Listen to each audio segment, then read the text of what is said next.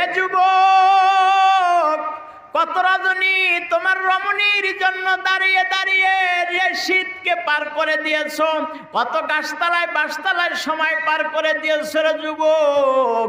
মা বাবারে ফাঁকি দিয়া কলেজের নামকরণ করিয়া, স্কুলের নামকরণ করিয়া অন্যায় অশ্লীল বেহায়াপনা কার্যাবলীর মধ্যে তুমি সময় আমি হবার জন্য আমাকে 2টা গুণ হাসিল করা লাগবে।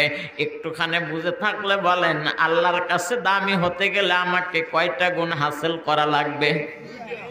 আরেকটু আওয়াজ দিয়ে বলেন, কয়টা গুণ হাসিল করা লাগবে?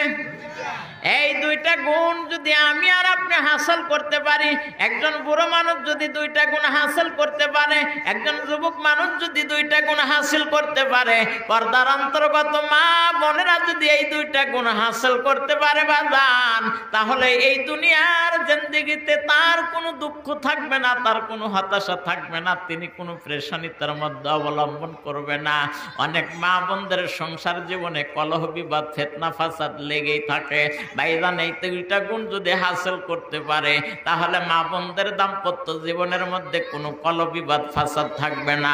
কোনো আব্বাজান যদি এই 2টা আমলের উপরে আমল করতে পারে, এই 2টা গুণ যদি হাসিল করতে পারে, কোনো পিতা মাতা যদি এই 2টা গুণের উপরে আমল করতে পারে বাজান, তাদের দাম্পত্য জীবন থেকে যে সন্তানগুলা ভূমিষ্ঠ হবে, এই সন্তানেরা কখনো পিতা মাতার অবাধ্য হয়ে চলবে না।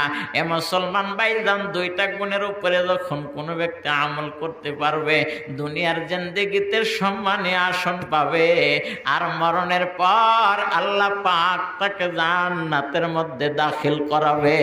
আওয়াজ করে বলেন সুবহানাল্লাহ, আর জোরে বলেন সুবহানাল্লাহ। এই দুনিয়ার জিন্দেগিতে কেউ আমার আপন নয় বাজান, আপন আপন যারে বাবু সে তো তোমার আপন না। এক আপন দিনের নবী, আর এক আপন আল্লাহ তাআলা।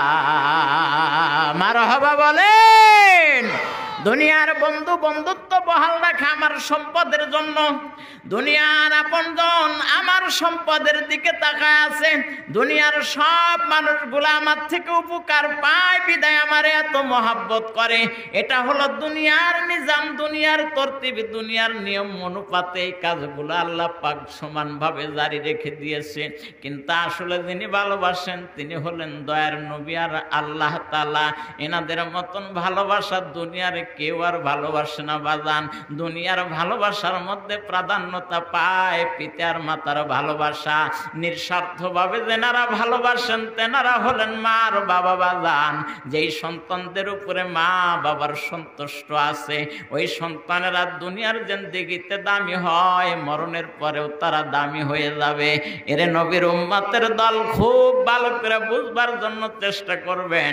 2টা গুণের মধ্যে 1 নাম্বার গুণ হলো আল্লাহ পাকের ভয় অন্তরের মধ্যে লালন করা লাগবে। আওয়াজ করে বলেন না সুবহানাল্লাহ। 1 নাম্বার গুণ আল্লাহ পাকের ভয় অন্তরের মধ্যে লালন করা লাগবে। যেই অন্তরের মধ্যে আল্লাহ পাকের ভয় লালন হয়েছে বাজান, ওই অন্তরটা রাত্রি জাগরণ করে অনলাইনের মধ্যে সময় পার করতে পারে না। যেই অন্তরের মধ্যে আল্লাহ পাকের ভয় অর্পণ হয়েছে, ওই যুবকটা কখনো টিকটকের মধ্যে দীর্ঘ সময় ব্যয় করতে পারে না। যেই অন্তরের মধ্যে আল্লাহ পাকের ভয় তৈরি হয়েছে, গভীর রজনীতে ইউটিউবের মধ্যে দেখে বেহায়া বেহাপানা মুলঙ্গ নারীর সংস্পর্শ থেকে তিনি ফাঁকে থাকার চেষ্টা করবে।